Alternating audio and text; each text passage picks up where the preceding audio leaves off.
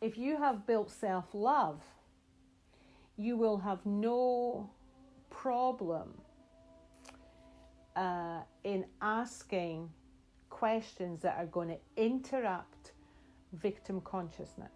When someone's going into victim and they're just blaming and they're talking and complaining about someone else's behavior or circumstances that they've been in, and they can't see anything else, and they are unable to see the part that they played, then what they're doing is increasing and feeding the victim within them, the inner victim.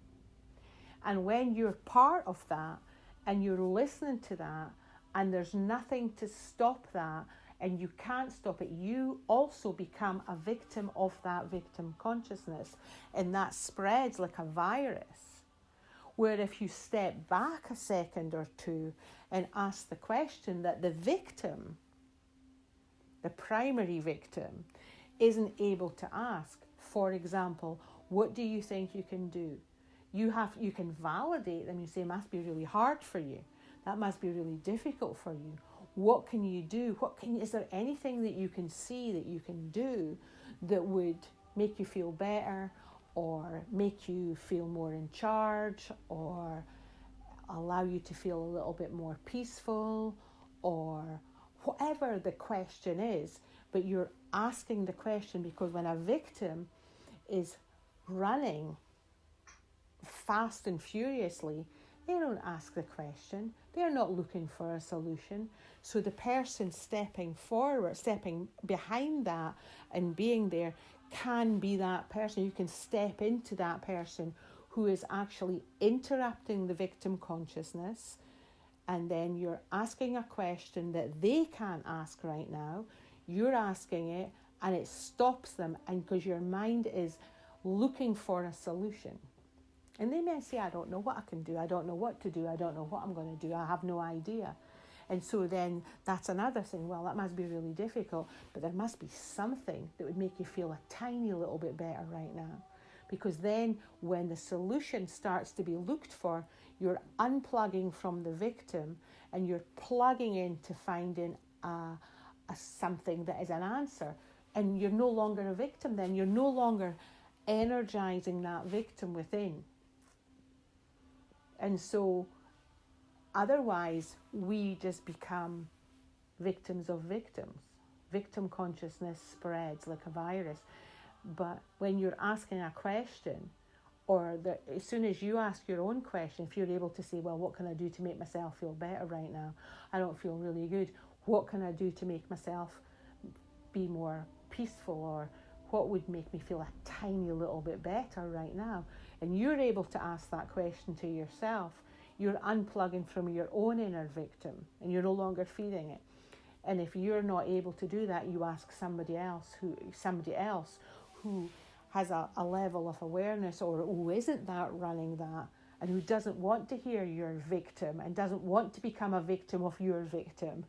They're going to say to you something like, well, what can you do? Is there anything you can see you do?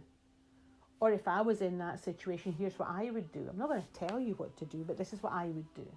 And you can either take it on or not. But when you're focused and you're just feeding into the victim, it just builds it and builds it and builds it, and you will be angry. You will be exhausted. You will feel drained. But I'll tell you what, the primary victim will feel better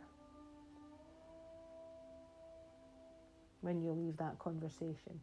They will feel, oh, that was a really good conversation. But there's no learning, there's no teaching, there's no connection.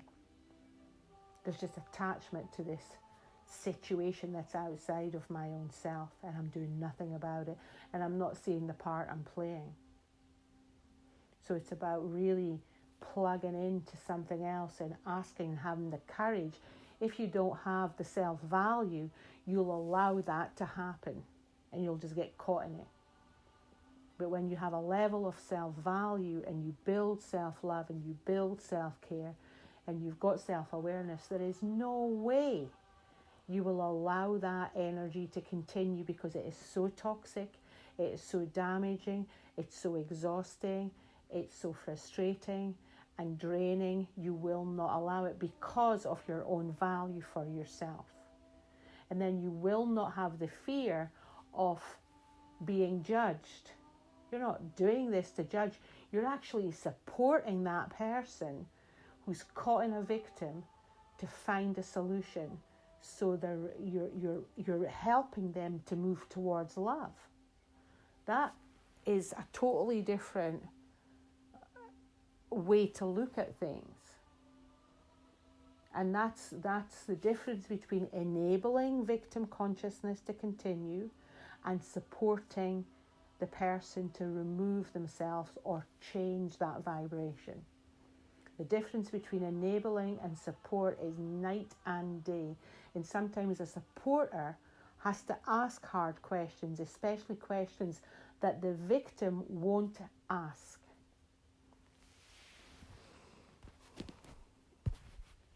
And you're saying, I don't want, but you're not liked when you ask a question. When somebody's on a train, on the victim train, and they're just riding that train and they don't want to get off it, and you're interrupting that and you're pulling the brake and going, come on, let's jump off this train now and let's go in another direction. You know, you may be setting yourself up to not be liked, but what do you want to do? Are you okay with having that tough love? Because it is tough love. It's still love. It's not love to let people to become a victim of somebody else's victim consciousness. It's not self-love, and it's not loving to them. It's not loving to enable people to stay sick, because it has a very sick, toxic energy to be a victim. You're helpless, you feel hopeless.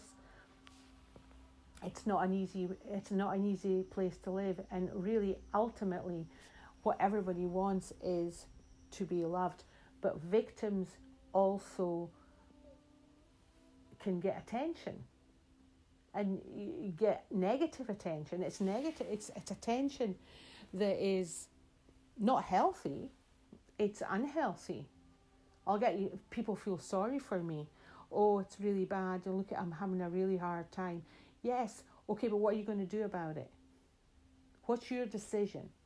What are you going to do? What small choice and decision are you going to make? Or what big step are you going to take? You won't take a big step if you're not ready to make even a small step, to even listen to the voice of reason. Because when you're in a victim, you're not listening to anything other than the victim, which is the story. And you're going to drag the story up from last week, last month, 2 months, 3 months, 3 years, 5 years, 10 years. It's going to go back to whenever you're going to drag it up. You're going to go into the database in your mind and look up for all the information that's going to feed that victim. Or you can actually say, hang on a second, what if I create another story? What if I create another, I change something? What if I stop this now and create another reality? That's a whole other thing.